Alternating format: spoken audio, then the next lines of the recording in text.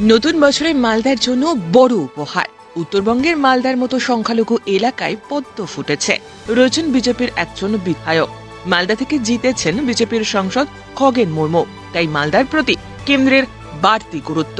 খগেন মুর্মু জয়ী হওয়ার পর মালদাকে আলাদা গুরুত্ব দিতে শুরু করেছে বিজেপির কেন্দ্রীয় নেতৃত্ব।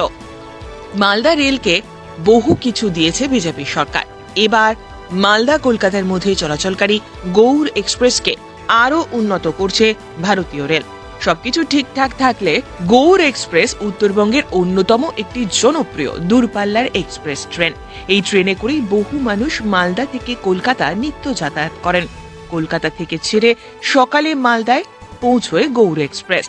LHB কোচ হলে আরো আরামদায়ক হবে গৌড় এক্সপ্রেস। অত্যাধুনিক কোচে যাতায়াত করতে পারলে যাত্রীরাও খুশি হবেন।